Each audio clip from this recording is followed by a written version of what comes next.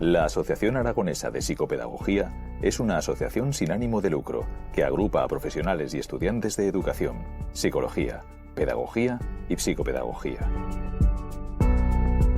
El fin de la asociación es el desarrollo de todos esos ámbitos como bases de una educación permanente y global que contribuya a la mejora de la sociedad. En Fundación Ibercaja estamos comprometidos con tu futuro y con el futuro de los más jóvenes, contribuyendo a su desarrollo educativo, programas que completan su formación para el mundo de mañana, fomentando una forma de educar innovadora e inclusiva. Cada año ayudamos a más de 1 millón de personas a crear un futuro lleno de oportunidades. Un futuro alineado con los Objetivos de Desarrollo Sostenible. Fundación Ibercaja. Tu futuro, nuestro presente.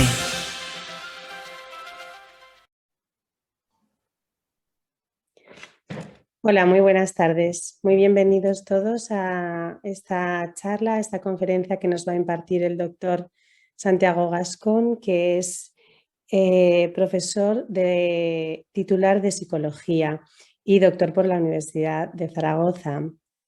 Esta charla forma parte de un grupo de actividades educativas que venimos realizando desde hace ya unos años en colaboración la Fundación Ibercaja y la Asociación Aragonesa de Psicopedagogía.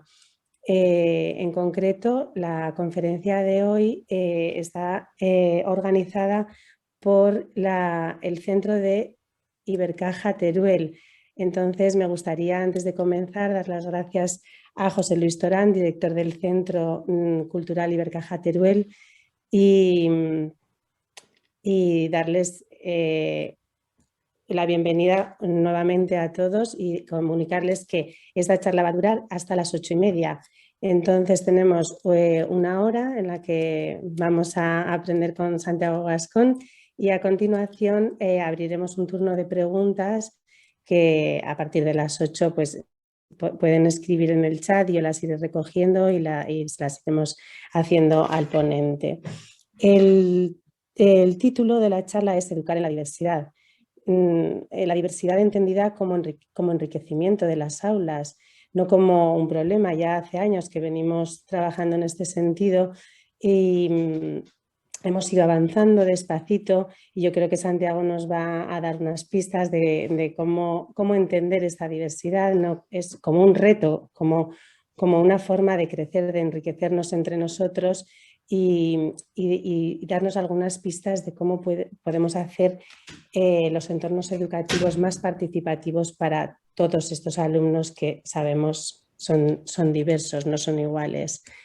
Nada más que dar paso a Santiago y nuevamente agradecer la asistencia.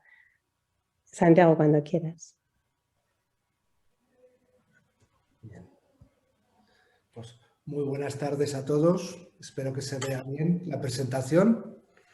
En primer lugar, dar las gracias tanto a Ibercaja Teruel como a la Asociación Aragonesa de Psicopedagogía por generar este tipo de actividades y más en una situación donde no está del todo fácil salir, juntarse y demás, pues es muy de agradecer. Es un tiempo que podemos aprovechar para la formación. Aunque tengo que decir que a mí me da un poco de vergüenza y me explico.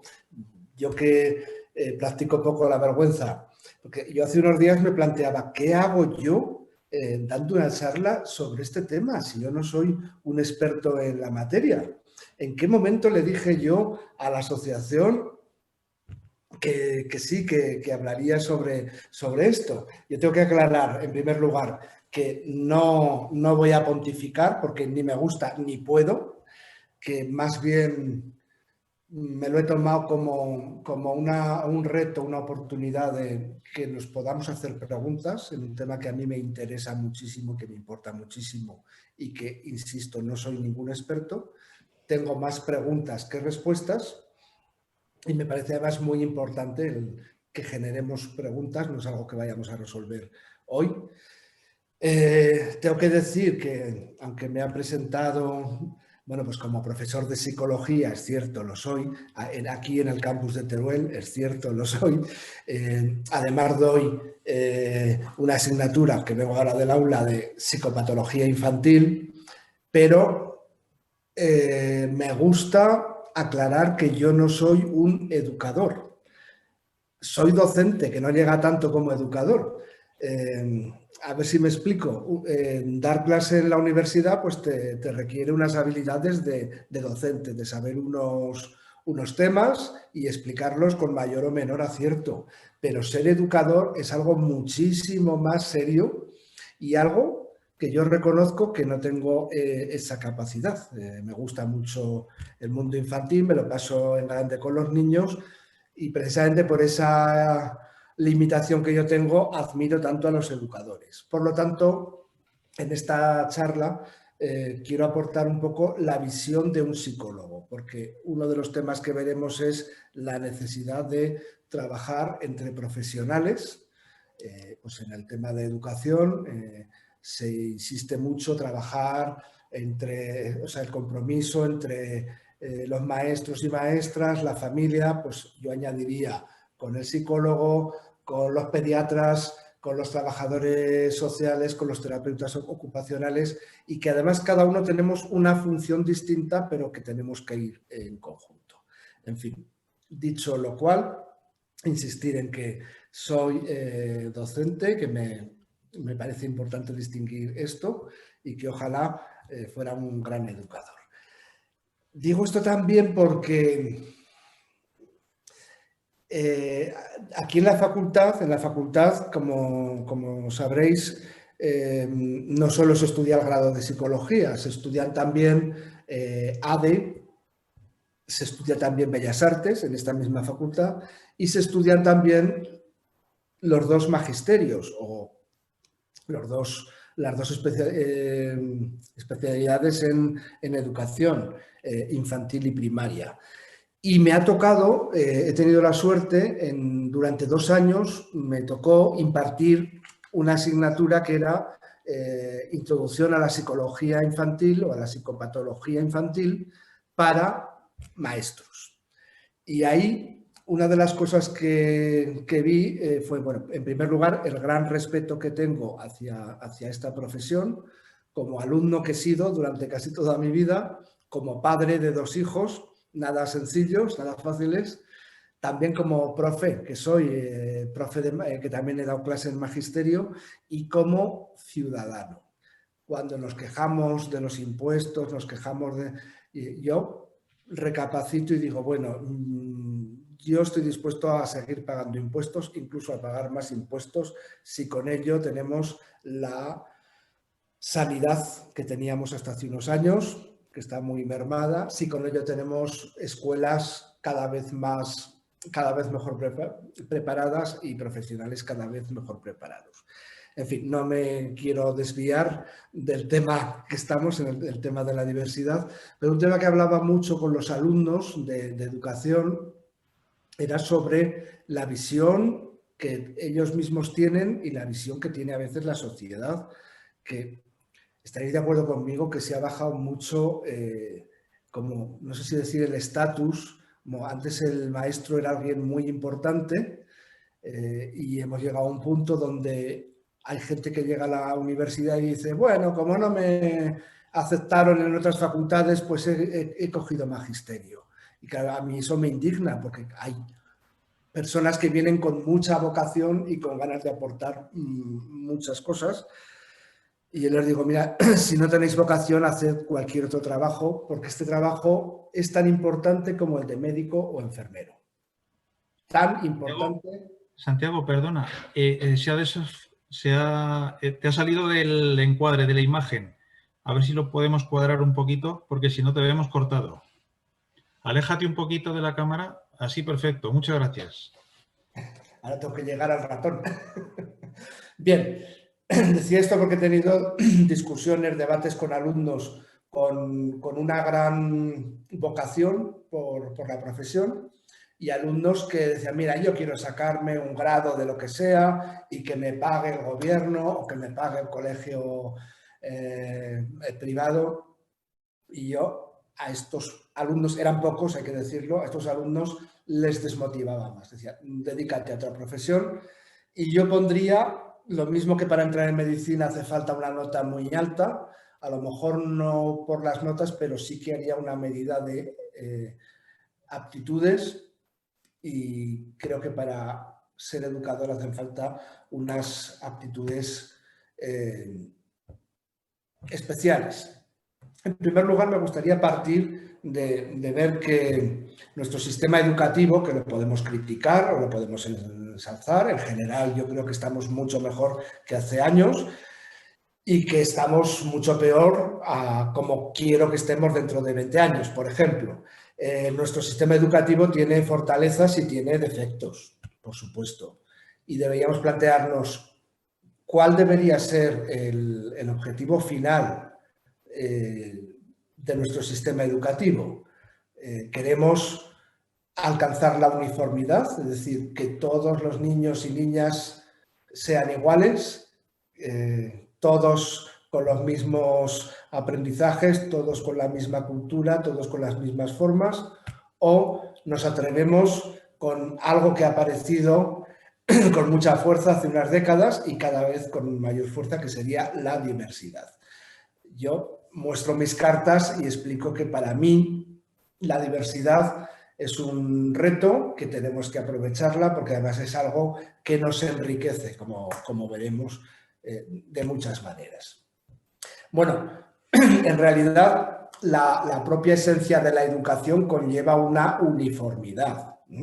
No podemos pretender, o sea, el objetivo de la educación es que los niños aprendan una cultura, una lengua, unos conocimientos, una forma de comportarse, es decir, todo lo que hemos aprendido durante siglos, pues tratamos de que lo lleven luego nuestros hijos en su bagaje, ¿no? Entonces, por lo tanto, algo de uniformidad ya lo conlleva la palabra educación.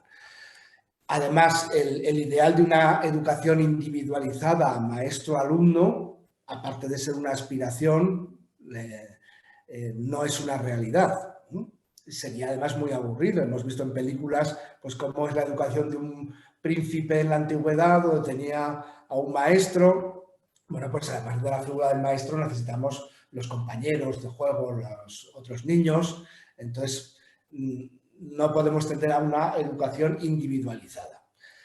Y hay que tener en cuenta que el educador, la educadora, va a encontrar muy diversas realidades en el aula, y cada vez más, y tenemos que estar preparados para ello. Como os decía, durante 2 cursos di una asignatura de psicología infantil para los estudiantes de educación. En las horas de prácticas yo me planteaba que más que aprendieran muchos datos de patologías infantiles y cómo se clasifica una y cómo se diagnostica otra, que tuvieran una visión amplia y que pudieran servir como primeros detectores, porque yo pienso que el educador es un observador privilegiado del niño. Y es el primero que se da cuenta, por supuesto mucho antes que los padres, que no vemos nunca, solo vemos lo bonito de nuestros hijos, es el primero que se da cuenta de que puede haber alguna disfunción. Entonces, en las prácticas yo planteaba situaciones hipotéticas, o sea, hipotéticamente problemáticas que puedan darse en el aula. Pongo un ejemplo. Pues un maestro de infantil se da cuenta de que un niño pues está sin energía, no participa, y se entera por compañeros que no asiste al comedor escolar y que se trae la comida desde su casa y que la comida a veces se reduce a 3 galletas. Yo me inventaba casos a veces un poco dickensianos, pero entonces, ¿qué hace el maestro cuando ve en su aula un caso de desnutrición o un posible caso de maltrato o detecta algún posible déficit en el niño? Entonces yo les ponía un caso práctico y luego lo discutían en grupos y llegábamos y buscábamos establecer un protocolo de actuación. La respuesta era muy variada por parte de los alumnos. En general había una implicación total.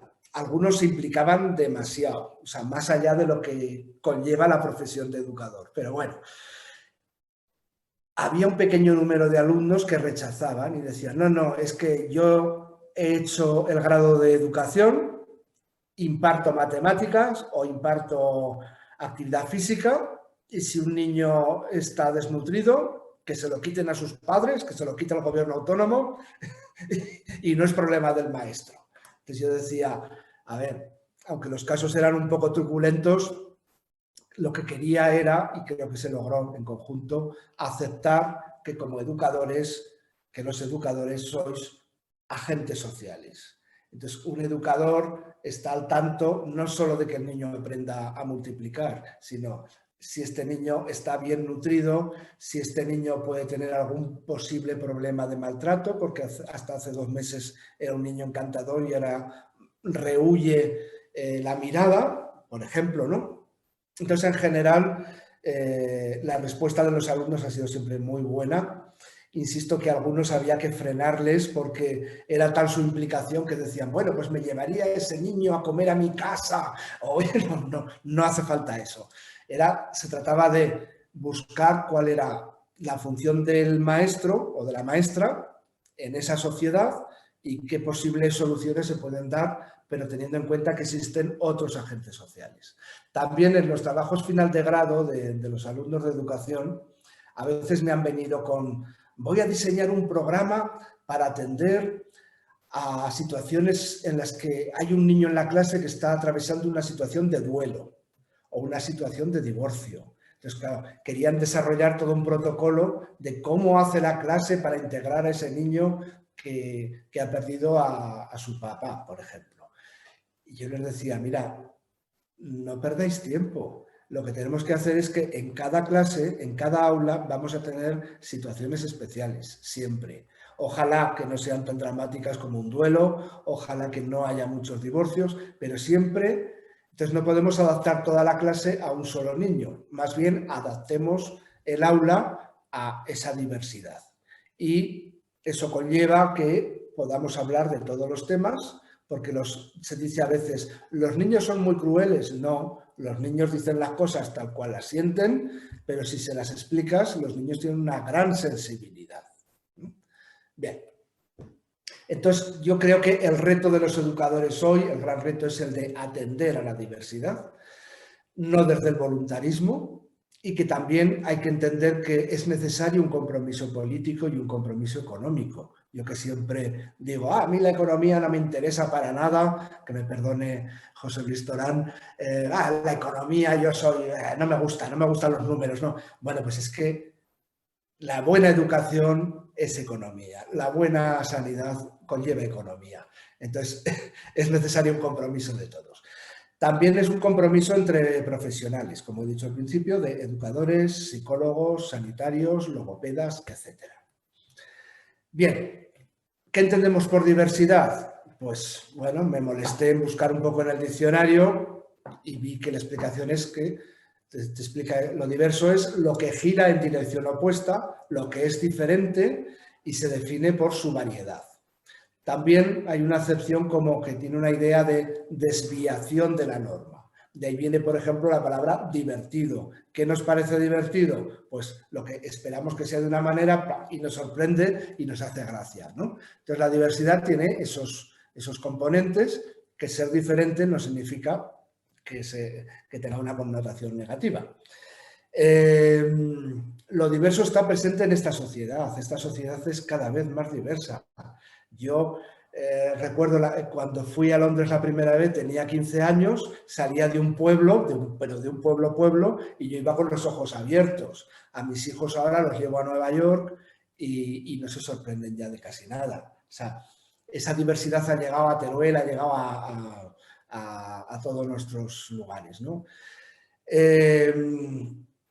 Sin entender la diversidad, sin gestionarla, no se puede configurar una educación inclusiva que tiene que ver con ofrecer una igualdad de oportunidades. el aula homogénea, tal cual la he conocido yo de niño, en mi caso en los años 60, pues el aula homogénea, chicos por un lado, chicas por otra, misma clase social, mismo entorno, bueno, pues eso ya es impensable. En el aula se produce una gran diversidad por razones sociales, étnicas, culturales, vienen alumnos de otras culturas, de otras lenguas.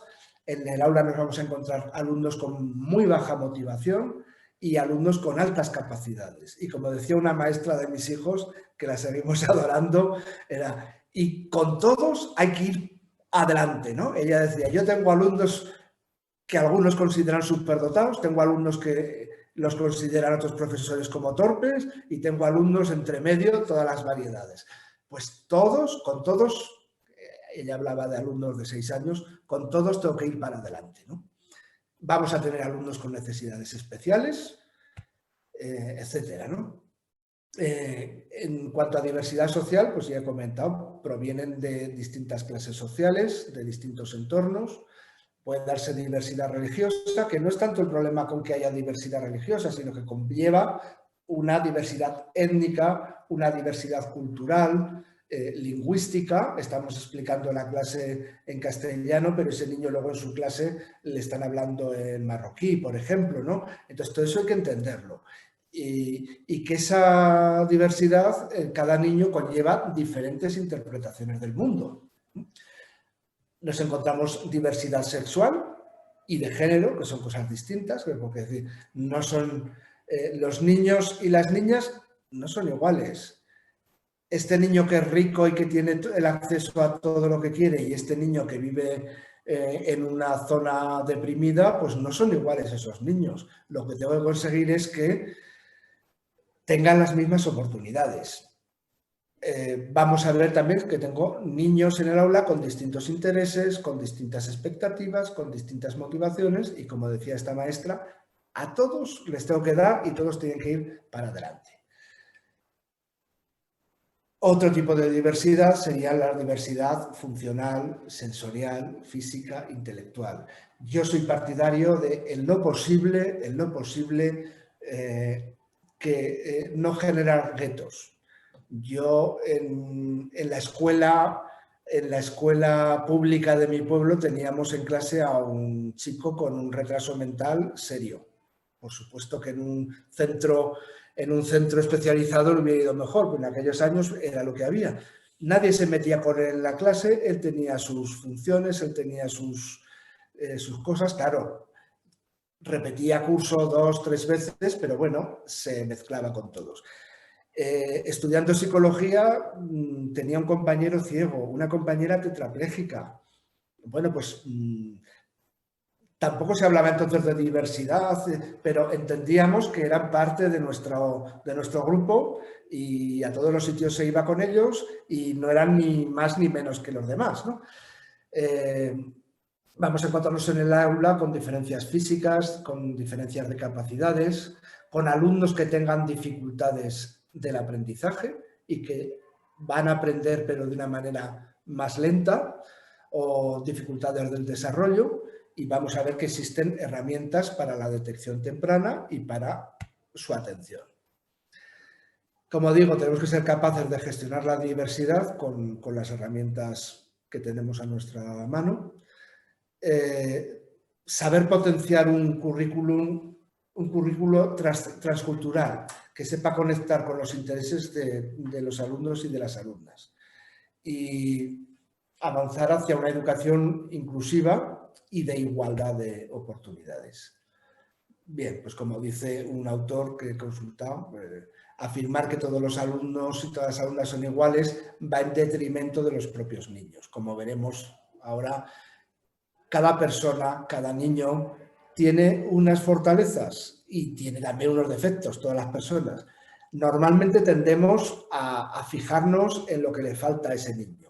Este niño no me atiende, este niño es despistado, este niño es vago, pero si miramos las fortalezas, vamos a ver que esas fortalezas, si las premiamos, si las sacamos a la luz, van a servir a otros niños. Entonces, no todos los alumnos son iguales, son muy distintos, pero tenemos que tender a que sí que tengan igualdad de oportunidades. Ese currículum tradicional en el que nos hemos criado, por lo menos yo, asume que todos son iguales o que al menos deberían serlo, que todos deben aprender lo mismo, de la misma manera, al mismo ritmo.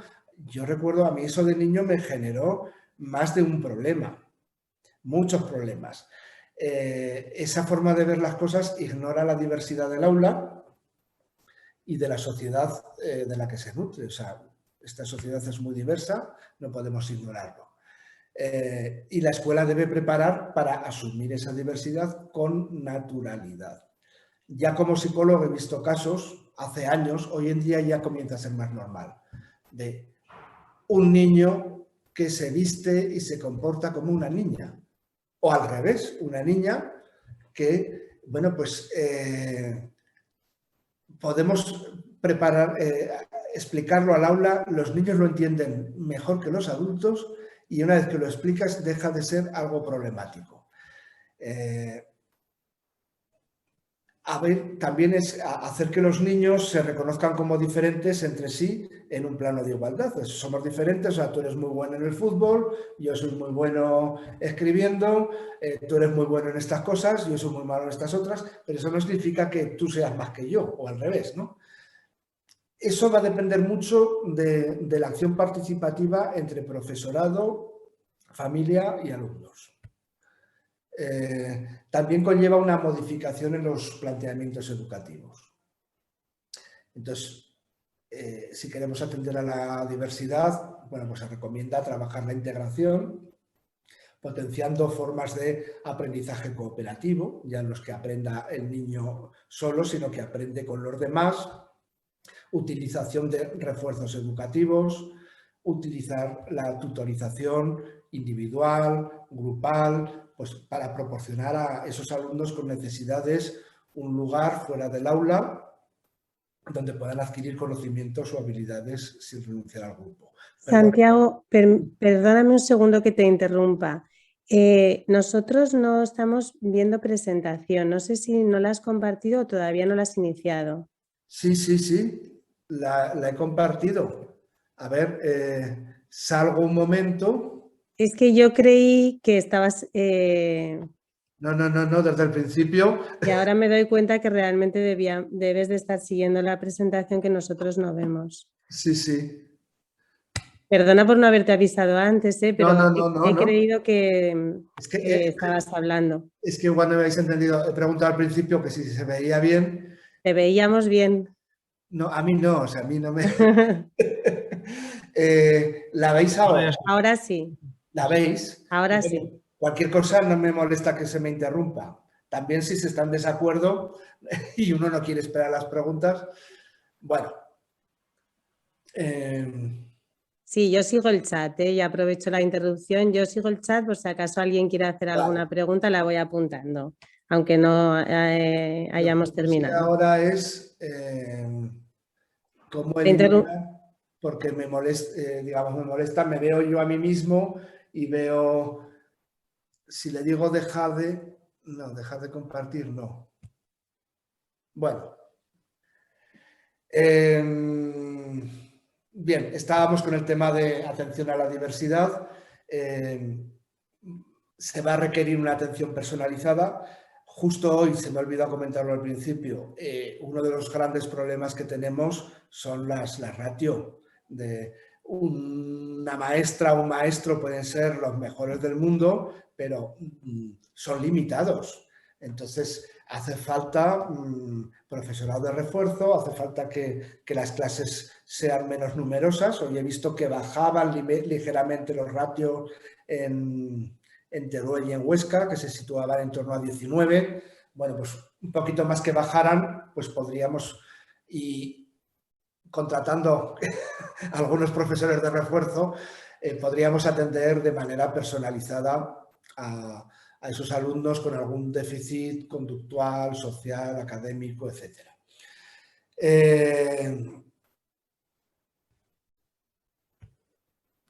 No siempre se va a poder...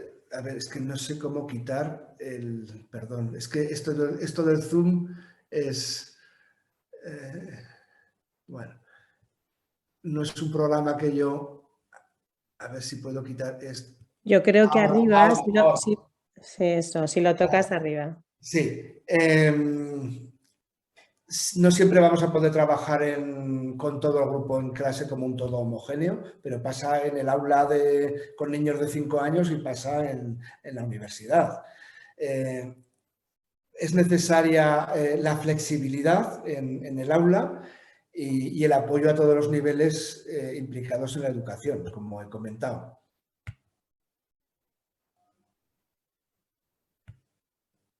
Bien, el tema de la diversidad es, cuando se habla de la diversidad en el aula, a mí me gusta explicar que la diversidad siempre supone una ventaja, desde el punto de vista genético, por ejemplo. Las primeras sociedades eran grupos muy cerrados, clanes, y sabemos qué pasa en un pueblo muy pequeño donde se emparejan primos con primas y, en fin, no hace falta que explique. Cuando entran nuevos individuos o se van a otro lugar y viene nueva gente, pues los beneficios ya desde un punto de vista genético son grandes.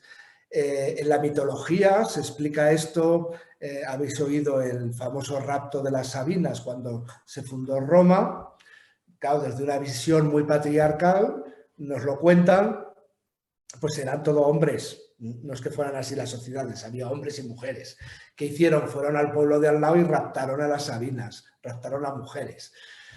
Sí que está investigado que en sociedades prehistóricas los grupos nómadas y tal asolaban a veces una aldea, se llevaban a mujeres y a veces luego recibían la visita de otra aldea y se llevaban a las mujeres de esta aldea.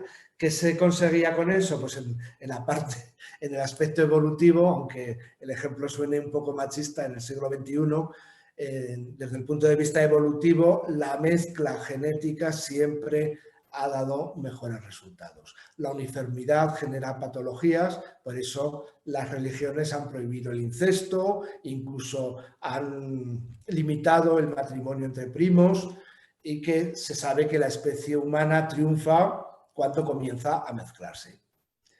También está, aparte de en mitos y leyendas, como este que acabo de explicar, de las Sabinas, hay libros, hay una novela que a mí me divirtió mucho, no sé si a lo mejor quienes están en la charla la conocen, es un libro que se escribió hace muchas décadas, que tiene el provocador título de ¿Por qué me comí a mi padre?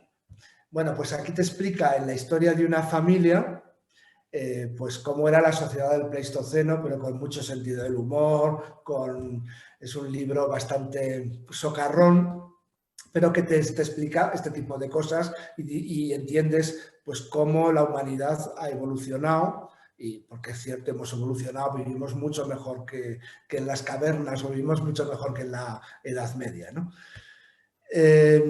Bien, volviendo al aula, dejando las cavernas y volviendo al aula, ya hemos comentado que es importantísimo el número de alumnos, saber que ahí nos encontramos con diferentes realidades, por el género, por edad, por el nivel de desarrollo, por raza, creencias, situaciones familiares, pero también nos encontramos con otro tipo de diversidad que vendría que es la parte de la psicología en la que yo me ocupo, lo que denominamos dificultades o trastornos menores y la detección de trastornos que podrían ser más graves. Ahora explicaremos un poco cada uno de ellos. Bueno, el papel del educador, además de formar, además de explicar sus conocimientos, como he dicho al principio, pues es mucho más amplio, es el de dar apoyo emocional. Las emociones durante siglos no se les ha dado importancia, pero se ha visto, o sea, las emociones son tan importantes, o sea, un buen desarrollo emocional de un niño pues es tan importante o más que el aprender a sumar o aprender a multiplicar. Pensamos que las emociones son algo innato, algo con lo que nacemos, y que cada uno tiene su carácter, pero muchas de nuestras emociones son aprendidas. Podemos aprender a ser vengativos, podemos aprender a utilizar la ira y la violencia, pero también aprendemos a ser solidarios, a ser empáticos, y eso lo aprendemos en nuestra familia y lo aprendemos en la escuela. Entonces es un aspecto muy importante que el educador tiene que tener en cuenta. También el mantener el respeto hacia los demás. El maestro también es como he dicho antes, un detector privilegiado de posibles problemas, aunque no necesariamente tenga que alarmar, pero es el primero que se da cuenta. El niño no atiende, puede ser que tenga problemas auditivos, problemas de tipo visual, problemas de la atención, déficit de atención, puede ser que el niño esté deprimido. Bueno, pues en esa conversación entre el educador y los padres, y si no se aclaran, pues recurriendo al pediatra, los padres, y el pediatra, si no se aclara, recurriendo al psicólogo, etc. Y un papel muy importante del educador, que el educador no tiene por qué ser psicólogo, pero sí tener unas ciertas nociones de psicología. Si un problema se ha detectado y especialistas, por ejemplo, neurólogos, logopedas, etcétera, confirman que existe ese problema, pues ¿cómo seguimos a ese niño? Entonces, el educador puede colaborar apoyando al logopeda o apoyando a la familia, dando la información que requiere un profesional o recogiendo indicaciones que le da el profesional y tratando de llevarlas adelante con ese niño, ¿no? El educador debe conocer a cada niño y a cada niña, ser consciente de sus cambios, que pueden ser cambios evolutivos o no, cambios accidentales. Una función del educador, he dicho que es detectar, pero no alarmar. No hace falta decirle a la familia: tu hijo tiene déficit de atención porque no me atiende. Pues no, a lo mejor resulta que el niño se aburre o el niño está preocupado con otras cosas. Entonces, el educador tiene que decir: el niño no sigue las clases, vamos a ver dónde está el problema. Ahora ya los padres me dicen: sí, ha dicho el psicólogo que tiene un déficit de atención y aparte de este tratamiento, pues convendría que en el aula pues hiciera esto. Estupendo. Su actitud tiene que ser siempre de apoyo hacia el niño y hacia la familia. Como he comentado, cada persona, cada niño tiene sus fortalezas y estamos acostumbrados a fijarnos en los defectos de cada persona, a cómo querríamos cambiar a esa persona. Si dedicáramos la misma energía a fomentar las fortalezas, a reforzarlas, a premiarlas, nos daríamos cuenta que el propio niño va cambiando por sí solo, pero además esas fortalezas que expresa son positivas para la clase. Ejemplo, un niño con déficit de atención, con problemas en el cole, pues por fin dio con una profesora, dos profesoras, que entendieron el problema. Entonces decían: bueno, pues el niño se nos despista, no podemos parar la clase para llamar siempre a fulanito. Entonces observaron que el niño pues tenía mucho interés por los animales, que se veía los documentales, creo que no sé si tenía 5 o 6 años. Entonces un día que propusieron hacer un dibujo y escribir unas líneas sobre tu animal favorito, pues escribió sobre un animal estrafalario, un animal, no sé si era el armadillo o el ornitorrinco. Entonces, al comentarlo, al expresarlo, el niño se dio cuenta que conseguía atraer la atención de toda la clase. Y las maestras vieron que no lo iban a sacar todos los días, pero que dándole precisamente eso donde estaba su fortaleza, permitiendo que el niño hablara o se luciera delante de la clase, el niño tenía más autoconfianza y el niño luego era más participativo y era más sencillo que atendiera.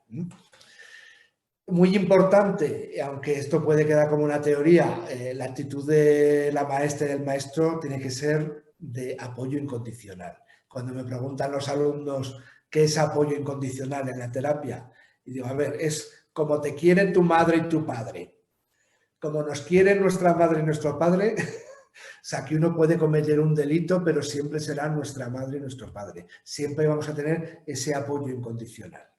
No significa que no nos digan esto no se hace, esto no me lo vuelvas a hacer o estoy muy enfadado contigo. Pues sabemos que ese amor, ese cariño no se ha perdido. Bueno, pues el maestro tiene que demostrar esa actitud de apoyo incondicional. El educador tiene que saber aprovechar la diversidad como una fortaleza en el aula. A mí me han contado maestros que, pues como tengo inmigrantes en el pueblo, pues para la fiesta tal, pues cada niño trae un plato de su país y hacemos un festival. O una vez cada 15 días viene el papá o la mamá de un niño y nos cuenta cómo es la vida en China o en Rusia o en Ucrania, ¿no? No debemos perdernos esta oportunidad de enriquecer el aula desvinculando el aula a otros mundos que son muy enriquecedores.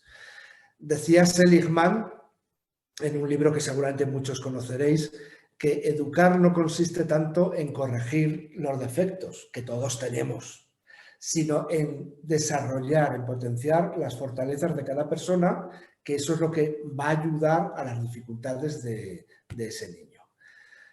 Bien, ya yendo un poco más al grano, pues hay que entender que además de la diversidad, pues vamos a encontrar en el aula a niños especialmente distintos, con distintas características, con distintos rasgos, puede presentar algún tipo de retraso, puede presentar algún tipo de déficit o incluso un trastorno serio. Entonces, tenemos que saber cuáles son los diferentes especialistas a los que puede acudir la familia. La labor como educador no significa que nosotros vayamos a tratar ese posible problema, sino advertir a la familia, explicarle que lo primero sería ir al pediatra, que el pediatra descarte que haya cualquier, o sea, mediante análisis que pueda haber cualquier otra patología de tipo físico, de tipo neurológico, y a quienes podemos acudir y que podemos trabajar en conjunto, ¿no? No es lo mismo que os he reconocido que no soy educador y que no voy a asumir las funciones de un educador. Hay que entender que un educador tampoco es quien debe establecer un diagnóstico. Se han dado casos de niños que llegan al psicólogo y dicen, es que el maestro dice que el niño tiene TOC o tiene TDA o tiene lo que sea. No es el papel del educador diagnosticar, sino simplemente alertar si ve alguna disfunción y hacer ese seguimiento. Tampoco es su función realizar terapia o tratamiento, pero la familia puede decir, oye, mira, el psicólogo nos ha recomendado esto, nos ha pedido que en el aula, no hace falta que lo observes en todo momento, pero si todos los días podrías señalar si el niño ha atendido o si el niño se ha mostrado agresivo, lo que sea, ¿no? Colaborar con la familia y con otros profesionales. Tampoco es papel del educador forzar a la familia a que tome decisiones o que haga no sé qué cosa, ¿no? El papel del educador es observar en su día a día posibles problemas. Bueno, si hoy se despista fulanito no pasa nada, pero si fulanito que seguía las clases muy bien ahora no me sigue, pues seguro que hay algún problema, pequeño o grande. Como digo, apoyar en el seguimiento, colaborando con la familia, con otros especialistas. Si recibe petición de un especialista, pues observar la conducta. Claro, no puede estar tomando notas de la conducta de cada uno de sus 30 alumnos, pero si especialmente me han dicho que mire cuando muestra tal conducta o cuando no muestra tal conducta, pues lo anoto y pasados 10 días pues se lo doy a la familia para que lo comparta por ejemplo, con el psicólogo. Bueno, hay otras causas de diversidad en el aula. Como os decía antes, que les proponía a los alumnos de educación infantil, ¿qué pasa si sospechamos que hay maltrato, que hay violencia en la familia? No sabemos qué tipo de violencia, pero algo pasa, o que existe desnutrición, o que existe abandono. Bueno, pues En mi profesión de psicólogo se nos recomienda no, estamos obligados a la confidencialidad, pero la confidencialidad no es como el sacerdocio de que lo que se dice en confesión no se puede contar, sino que también tenemos la obligación, educadores, psicólogos, sanitarios, de alertar si sospechamos que algo no funciona bien en ese niño, en su familia. Ya yéndonos más hacia el terreno psicopatológico, pues no quiero alarmar, pero a lo largo de su vida, el 15% de los niños, a lo largo de su vida no, desde los 0 años hasta el final de su adolescencia, el 15% tendrá problemas psicopatológicos, que pueden ser leves, moderados, serios o muy serios. El 30%, aunque nos parezca una cifra muy grande, sufrirá fracaso escolar. Yo escuché a un maestro decir, bueno, pues no lo haré tan mal, porque yo no llego al 30% de fracaso escolar. Bueno, no se trata de ti, se trata de que aunque se den esas cifras, no tenemos que asumir que eso sea normal y que si algo puedo hacer para disminuir esos porcentajes de fracaso, como profesional, pues es muy importante, ¿no? Como digo, los problemas pueden ser leves, pues puede ser que el niño esté atravesando una situación de ansiedad y tiene problemas de enuresis y que lo mismo que aparece, pues después se corrige, o pueden ser graves, que habíamos considerado que el niño era un niño normal, pero empezamos a ver que este niño de 4 años no está diagnosticado, pero podría tener autismo. Entonces, ahí o va a tener que ir a un centro especial o vamos a tener que ponernos las pilas y ver cómo tratamos a un niño con este trastorno y cómo se hace, cómo aplicamos intervención temprana, ¿no? Como digo, existen problemas psicopatológicos menores, pues el niño que sigue chupándose el dedo, o tiene problemas de sueño, o tiene cólicos, ya son 4 años, pero sigue padeciendo problemas de cólicos o de situaciones de ansiedad, o que muestra una conducta de negativismo o de oposicionamiento, o que tartamudea, o tiene ciertos retrasos en el habla. Cuidado, todo esto que estoy diciendo, la enuresis, o sea, pueden ser como problemas muy menores y que se resuelven muy fácilmente, o pueden ser los primeros anuncios de algo mucho más grave. Entonces, simplemente si el maestro o la maestra está en alerta y dice, bueno, pues el tartamudeo normalmente hacia los 5 años la mayoría lo ha resuelto, pero hay niños que llegan a la edad adulta y siguen con el tartamudeo. Y la intervención temprana es muy importante. Insisto, sin alarmar, es muy bueno el poder compartir estas preocupaciones con los padres. Ya los problemas psicopatológicos mayores, bueno, pues ya son trastornos que tienen un sello patológico específico. Por ejemplo, el niño lo vemos con retraimiento desde hace tiempo o con una tristeza que es observable, o sea, sin hablar con él ya vemos que el niño está muy triste, o tiene apatía, o presenta conductas disociales que pueden ser de agresión, o tiene graves dificultades en el aprendizaje escolar. Bueno, pues es conveniente que, como digo, los maestros ya cada vez tienen más formación en psicología, pero es conveniente pues también estar al día en todo lo que se va publicando sobre este tema. Por ejemplo, por poner un solo ejemplo, la depresión en el niño no tiene nada que ver con la depresión en adultos. Un adulto con depresión pues nos lo imaginamos llorando, lo imaginamos triste, sin querer salir de casa, con problemas de apetito, pero un niño puede mostrar la depresión, la puede manifestar siendo agresivo, o estando inquieto, o molestando, o mordiendo a un niño, y uno dice, ¿cómo va a estar deprimido? Si le ha pegado a 3 niños en el recreo. Puede ser, no digo que todos los problemas de agresividad en los niños tengan que ver con la depresión, pero tenemos que saber que las patologías en los niños se manifiestan de manera muy diferentes a los adultos. que el niño no es un adulto en miniatura, es un ser humano que se está formando y que expresa las cosas de otra manera.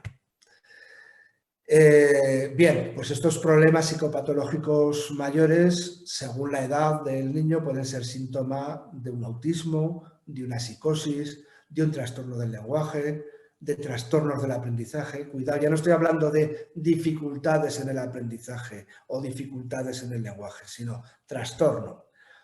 Un problema de fobias, trastornos de alimentación, depresión, etc. Supongo que todo el mundo pertenezca a la profesión de educación o a la que sea, pues habrá oído pues, la cantidad de trastornos que hay. He puesto aquí algún ejemplo. El TOC, el TEP, el TDA. TDA con H o sin H, el TEA. Bueno, y escuchas a la gente, ¿pero qué pasa? Es que esto que se ha puesto de moda, por ejemplo, TDA, déficit de atención con hiperactividad o sin hiperactividad. Entonces, en Estados Unidos se planteaban, pues hace 30 años no había niños con déficit de atención y ahora todos los niños de la costa este y de la costa oeste tienen déficit de atención. ¿Esto es una moda? No. Esto es un problema que ha existido siempre. Antes se le llamaba el niño despistado, el niño, le podíamos poner el adjetivo que quisiéramos, es un vago, no quiere trabajar. Bueno, pues el déficit de atención bien tratado hace que ese niño con déficit de atención pueda conseguir los mismos logros que cualquier otro niño de la clase. El TOC, trastorno obsesivo compulsivo, bueno, pues en la asociación de padres con niños de TOC, pues se está moviendo últimamente mucho en Aragón, incluso nos llamaron para tener un encuentro desde el gobierno de Aragón con profesionales. Pero bueno, el TOC también ha existido siempre.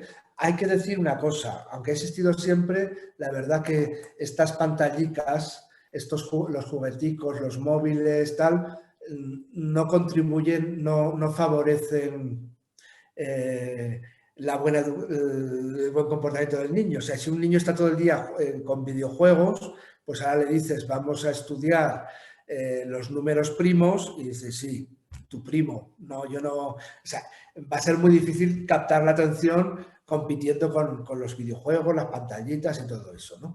Pero, digo, no nos alarmemos porque esto ha existido siempre. Más etiquetas diagnósticas. El TEP, trastorno... el TEA, trastornos del espectro autista. Me estoy quedando ya sin pilas.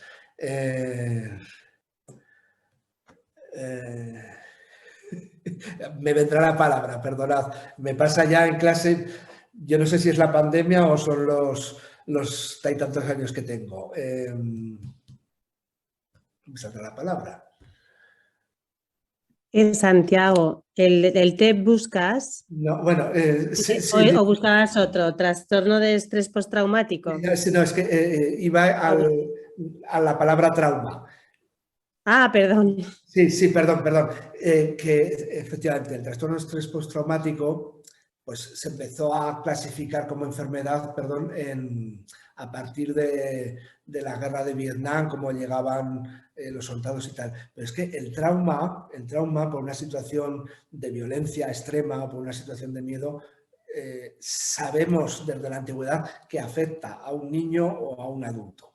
Entonces, estas etiquetas diagnósticas, o el Asperger, o todas las que estéis oyendo, estas etiquetas diagnósticas, aunque más que una moda, cumplen una función que es muy positiva, que es que resumen muy fácilmente y ordenan las observaciones. Porque, por ejemplo, dos niños con déficit de atención no son iguales. O sea, no hay dos niños con déficit de atención que sean iguales. Lo que ocurre es que comparten muchas características y si hablan dos psicólogos y dicen, pues sí, es que esta tarde voy a atender a 3 niños con déficit de atención. Ya saben de qué están hablando. Facilita la comunicación entre profesionales. Orientan estrategias de intervención. Es decir, sabemos que el niño tiene déficit de atención, entonces la estrategia va a ser esta. Facilitan los estudios etiológicos, los estudios epidemiológicos, qué porcentaje de buenos resultados tiene este tratamiento y qué porcentaje de éxito ha tenido este otro. Y también estas etiquetas tienen de negativo de que precisamente que la etiqueta enfatiza lo negativo y las deficiencias. Yo siempre pongo un ejemplo. La palabra idiota no nació como un insulto. Es como los antiguos y no tan antiguos llamaban a lo que hoy llamamos autismo. La palabra cretino no nació como un insulto, es una patología. Pero lo preocupante es que ya hay personas que utilizan la palabra autista para insultar a otro. O la palabra, es que eres muy bipolar. A ver, no, cuidado. Estos nombres hay que tener cuidado porque enfatizan lo negativo y enfatizan las deficiencias. Y entonces dices, es que este es un niño psicótico. Pues ya hay gente que ya de eso pasa a que se lo imagina con un puñal. No, pobrecito, pues el pobre pues que tiene algunos síntomas de psicosis. Puede ser tan bueno o tan malo como el resto de las personas. Es decir, nos llevan a la estigmatización y es un poco cómo los demás tienden a percibir y a reaccionar ante un niño etiquetado. Aunque estas etiquetas a veces tienen efectos positivos. Por ejemplo, un niño diagnosticado de autismo, pues la familia va, una vez que al principio a lo mejor no lo ha querido asumir, cuando ya lo asume, lo que quiere la familia es que me digas qué porcentaje de discapacidad tiene, porque eso nos comporta beneficios económicos en la declaración de Hacienda o a la hora de matricularlo en no sé qué cosa o a la hora de que pueda acceder a un empleo. Es decir, que todo esto se hace no con un fin negativo, lo que pasa es que a veces lo utilizamos como algo negativo. Bien, más fuentes de diversidad. La familia antes era la familia y casi todas las familias eran bastante parecidas. Hay que entender que la familia es un invento social. No todos los seres vivos viven en familia. Es un invento que al ser humano le ha permitido evolucionar como especie. Existen otro tipo de organizaciones en el reino animal. Sabemos que, por ejemplo, los insectos, los reptiles, las aves ponen por ejemplo, los insectos y los reptiles ponen sus huevos tal como les dicta su instinto y se van. Y luego, claro, tienen que eclosionar 5.000 huevos para que sobrevivan 2 tortugas.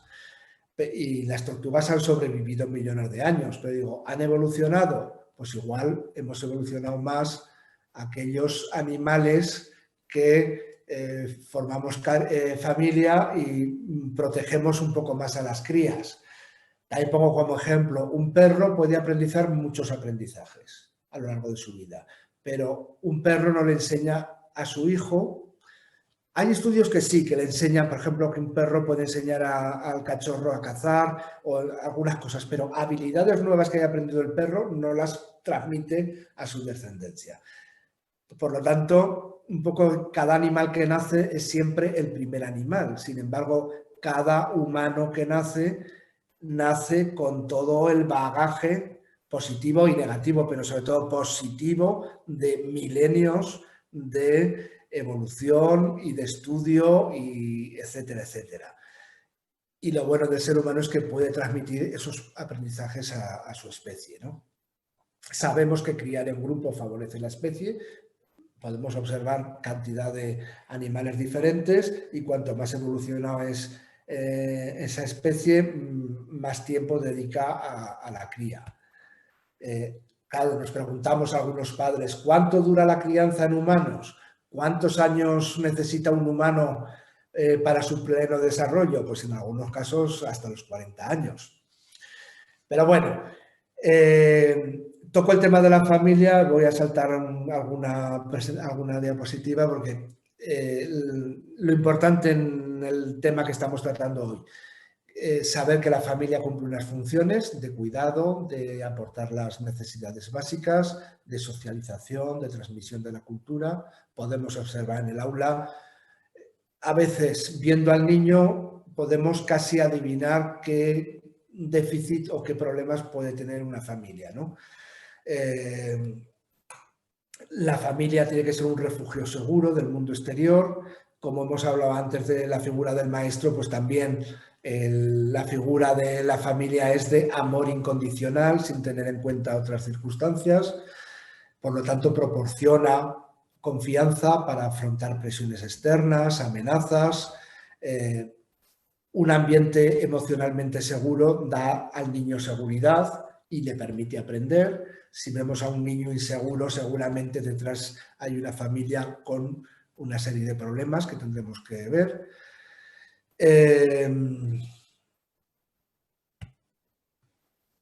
La familia permite el crecimiento maduro y positivo de sus miembros. Sabemos que la especie humana tarda en crecer y tardamos mucho en madurar. Y además yo me atrevo a decir que cada vez tardamos más.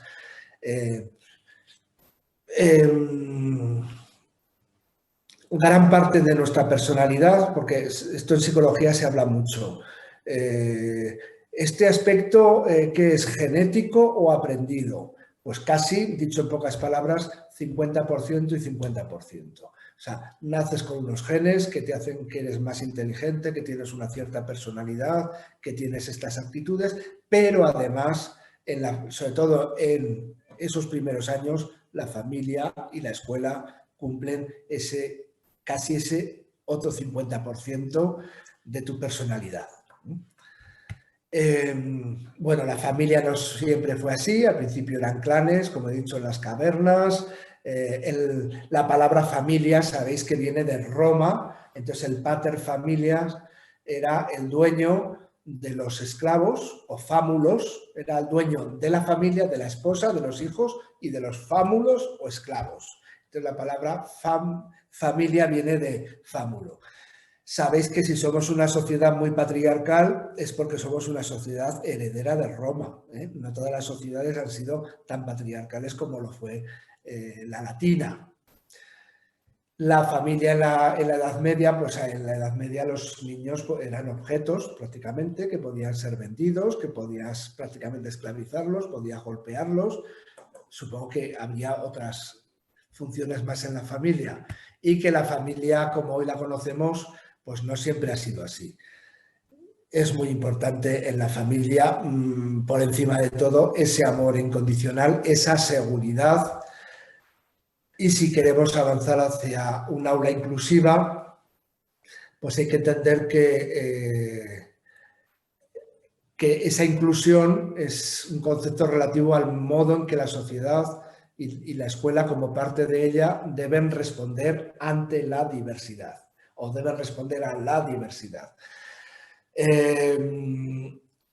No podemos abarcar la inclusión desde una única dimensión, es algo muy complejo, es un armazón que debería sustentar una educación nueva para alcanzar el máximo desarrollo personal posible.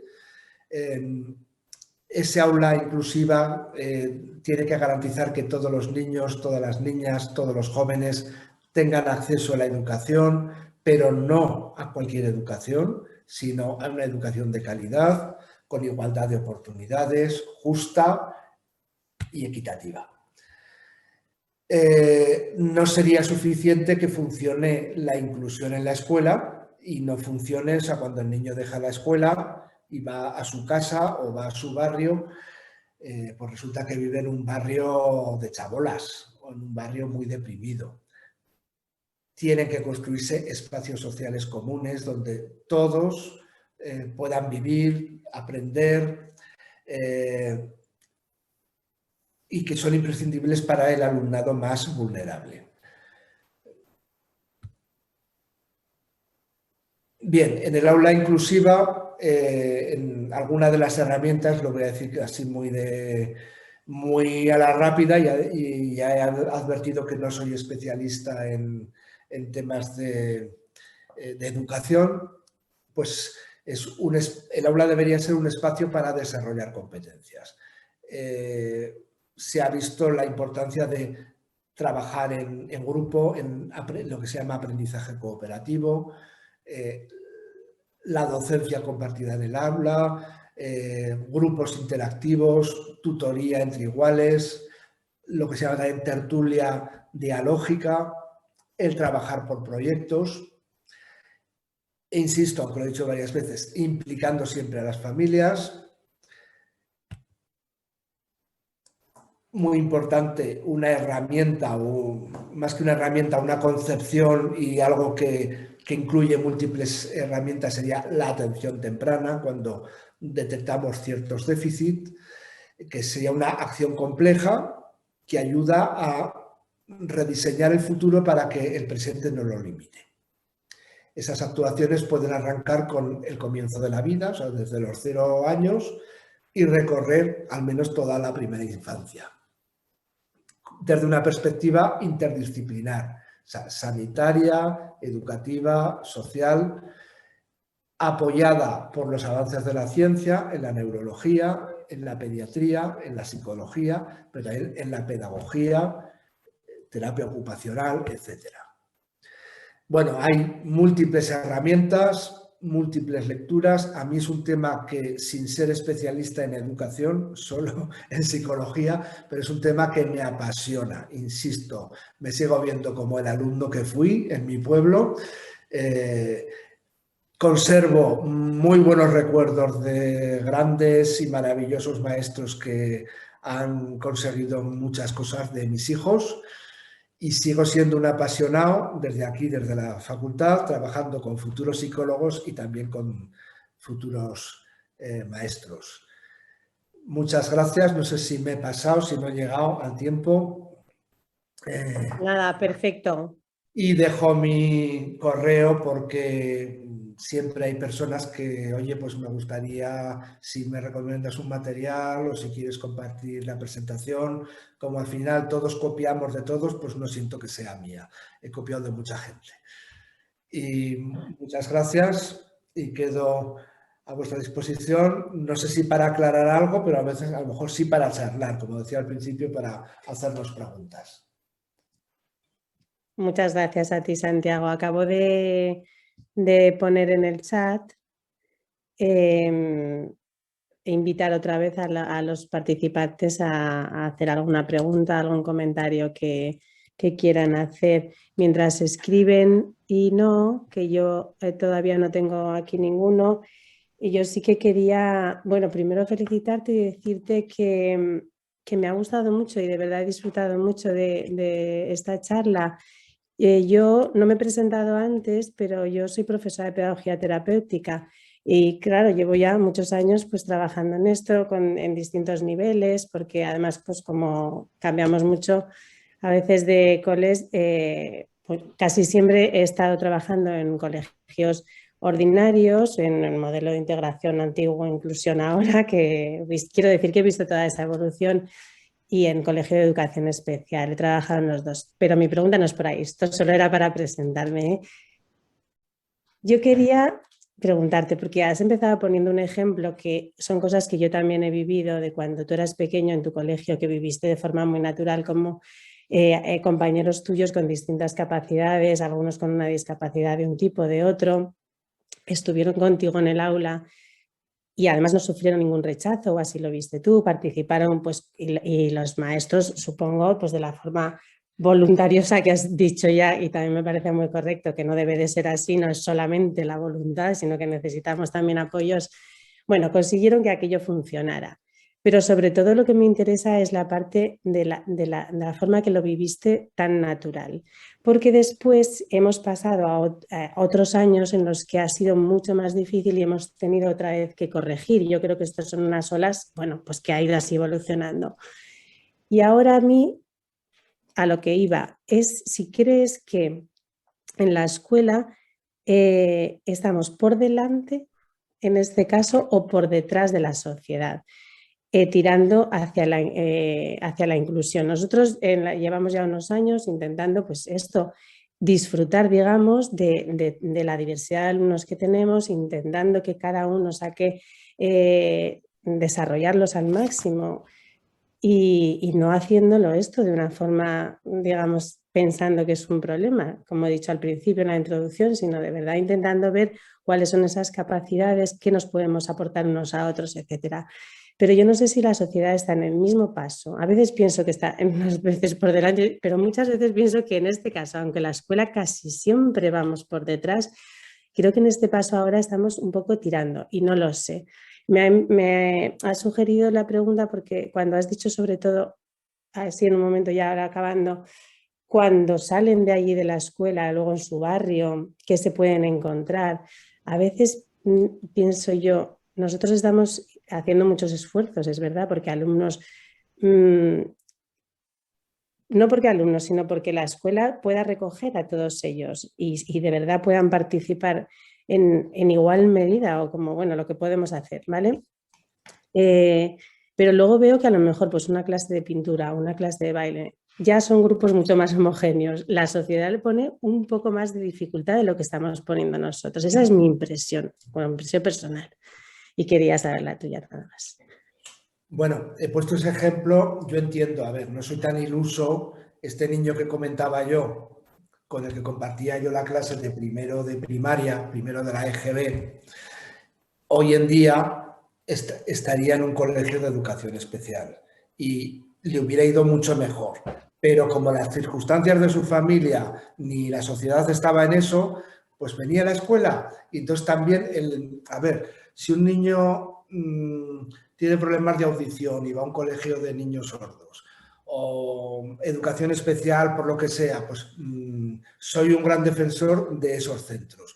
Pero tiene que haber espacios donde estemos todos. Lo mismo que soy muy contra de los guetos. O sea, los ancianos en residencias, los niños en guarderías. Hubo un caso en España hace años que me tenía que haber guardado el recorte del periódico. Hablo de hace como 30 años.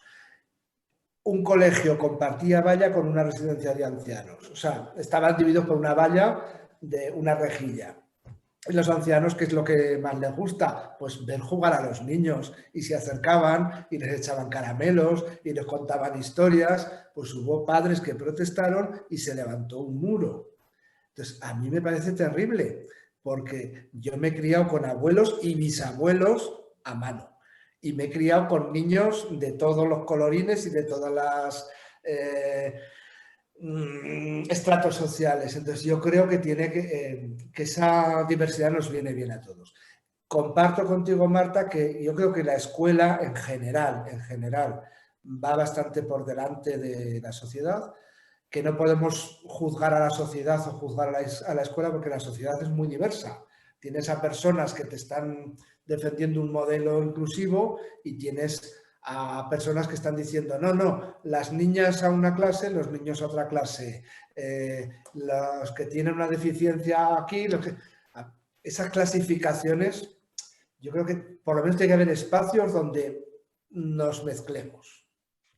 Y para los niños es importantísimo. Es mi opinión, ¿eh? Insisto, yo no soy pedagogo. Lo respeto. Bueno, luego, si no, pues entonces ahora ya que has nombrado lo de los colegios especiales y todo, luego vuelvo a preguntar yo también, pero voy a leerte otra pregunta que veo en el chat que dice Eduardo, no, esto me lo dice a mí, te piden si podrías proporcionarnos la bibliografía de Seligman, 2000 sobre fortalezas. Ah, sí, bueno, es un libro, vamos a ver, que se convirtió en bestseller. Se convirtió en bestseller y yo que soy muy contra de los bestsellers, sobre todo de los bestsellers de psicología, pero este libro la verdad es que es una buena herramienta para aplicarla en educación, en familia, en cantidad de cosas. Se titula La auténtica felicidad, está en castellano, porque era la primera vez, o sea, salió en Estados Unidos. Y es más, lo he visto en castellano y en edición de bolsillo. Lo que estoy tratando de recordar ahora es qué editorial es. Pero bueno, poniendo Seligman, David Seligman, La auténtica felicidad. Yo creo que incluso está en varias editoriales. Y es un libro para sacarle mucha punta y mucha aplicación a diferentes ámbitos. Insisto en que también soy muy crítico cuando te vienen con psicología positiva, venga, repitamos todos un eslogan y seamos felices no sé si me explico, tengo un poco de repelús a ciertas cosas porque hay mucho vendedor de humo por ahí. Entonces es un libro que si lo lees con una antena crítica también, ¿no? De que no te vas a creer todo, pues me parece muy interesante. Santiago, leo en el chat también varias felicitaciones que te quieren dar las gracias y decirte que les ha resultado muy interesante y amena tu presentación. Y también te agradecen el poner en valor la labor docente. Yo creo que sí, también lo agradezco, yo voy a aprovechar para decirlo, porque es verdad que es, bueno, pues algo que nos lleva mucho esfuerzo y que en este aspecto es difícil, pero está bien que se agradezca y lo agradecemos también nosotros. He podido entrar en el chat. Has podido entrar en el chat, entonces si quieres... claro, es que hay gente que es amiga mía, es que veo a Belén Fuertes, que es un cielo. Dice que me quiere felicitar, pero si es que, aunque pensara lo contrario, me diría que le ha parecido maravilloso. Aprovecho porque con Belén empezamos antes de la pandemia con un proyecto muy bonito para el tema sobre el tema del acoso escolar y decirle a Belén, aprovecho este medio, que ya está otra vez puesto en marcha y que contactaremos con ella y con la gente con quien nos puso en contacto. Perdón. No, que va al revés. Oye, hay otra persona, otro asistente que expone que un niño alumno, supongo, le ha escrito algo que le preocupa mucho. Y dice que lo que le preocupa es pasar por alto algo importante. A lo mejor yo creo que quieres ponernos, ahora te lo leo. Dice que el niño ha escrito: soy tonto, soy un hijo puta. Entonces, supongo que quiere hacernos ver a lo mejor la inseguridad que tenemos algunos docentes de no estar bien preparados para algunas situaciones que nos encontramos en el aula. No sé si quieres hablar algo de cuál es la preparación o cuál debería de ser la preparación, porque claro, a veces entre también maestros de infantil, de primaria y profesores de secundaria hay una gran diferencia en esta preparación, se nota en el aula. A ver, yo creo que nunca vamos a estar lo suficientemente preparados, ni en primaria, ni en secundaria, ni en la universidad. Aceptado eso, es decir, yo no tengo ningún problema, claro, en la universidad me juego menos el pellejo, en el sentido de un alumno me pregunta algo que no sé, lo mismo que me ha pasado que a veces tengo bloqueos de memoria y no me sale, como se dice, botella de agua. Eso ya es cosa de la edad. Entonces, aceptado eso, creo que tenemos cantidad de profesionales y además con las nuevas tecnologías podemos acceder a todos los profesionales. Yo creo que lo importante de todo docente es estar pendiente de qué problemas puede haber. Evidentemente, un niño que escribe eso, no sé qué edad tiene, pero tenga la edad que tenga, hay unos problemas afectivos seguro y no he visto al niño. Y un docente no tiene por qué machacarse de yo no soy lo suficiente, no estoy lo suficientemente preparado para atender a ese niño, ¿no? Pues tendré que conocer cómo es su familia, hablando con el niño, si los padres vienen alguna vez por el colegio, indagar. Y yo creo que ese niño pues, va a necesitar apoyo de profesionales dentro de clase y fuera de la clase. Y claro, yo no me preocuparía, lo mismo que digo, soy psicólogo, no soy docente y tengo estas fallas, pero puedo hablar de la diversidad, como podría hablar cualquiera, pues un docente puede decir, vale, soy docente, pero no soy psicólogo o no soy neurólogo. Entonces, pero me preocupa que un niño escriba eso, claro. No sé si quien ha hecho la pregunta quiere intervenir. Pedro, no sé si quiere decir algo más. Hombre, de momento no, pero sí, yo creo que es importante también reconocer hasta dónde sabemos llegar con conocimiento No de vamos a causa, saber porque claro, meternos donde no nunca sabemos. todo, siempre estaremos aprendiendo, pero claro, yo veo un niño así y digo, bueno, pues primero quiero hablar con el niño, me gustaría conocer a sus padres, en qué medio vive y qué se les está diciendo a ese niño. Y buscar ayuda. Decir a los padres, oye, pues habla con el pediatra, primero para descartar que pueda tener otros tipos de problemas y a ser posible un psicólogo infantil, porque por lo que veo el niño tiene dificultades de lenguaje, ¿no? No, el niño no dice de qué De solamente. aprendizaje. Sí, solamente. Ahora sí que nos dice Pedro que sí, de qué es lo que has expuesto, que le preocupa separar lo importante de lo menos importante, saberlo separar bien. Sí, pero bueno, es que para mí eso, un niño escribe eso, ya a no ser que sea un simulador que quiera llamarme la atención, yo creo que ese niño está teniendo problemas. Entonces, para mí lo importante es conversar con ese niño y ver si podemos resolver esos problemas o tenemos que ir a un especialista. Para mí sería lo importante porque si ese niño resuelve esos problemas va a aprender, o sea, va a superar mejor sus dificultades de escritura o de lectura o de lo que tenga, ¿no? O de aprendizaje. No sé si reveló mucho o... Nos hacen otra pregunta, Santiago. ¿Te la leo? Ya te la leo yo si quieres. Dice, a mí también me gustaría darle las gracias a Santiago, me ha parecido muy interesante, además de que el tema me gusta muchísimo. Debo reconocer que Santiago es muy buen profesor. Pues menos mal que estoy leyéndola y esto son todo felicidades porque si llega a decir otra cosa no me da tiempo, a resumir. Dice que fue alumna tuya del grado de máster. Sí, eso lo dice porque no es Ariadna, sí. Ariadna. Así que otra felicitación para ti. Yo te tengo Muchas que gracias, decir... Ariadna, porque para mí, después del sueldo o por encima del sueldo, las mayores alegrías de esta profesión, por encima del sueldo, porque el sueldo no está grande, es cuando viene un alumno de hace años y te cuenta que está trabajando y que aquello que yo ni me acuerdo, que le contaste un día, le sirvió mucho para no sé qué. Pues eso me alegra mucho porque yo también como profesor, pues yo sé que tengo mis deficiencias y no tengo ningún problema al acabar el curso todos los años en comentarlo con los alumnos que me van diciendo y tratas de mejorar. Y yo creo que es importante el reconocer que tenemos limitaciones, los maestros, los profesores, los psicólogos, todos tenemos limitaciones.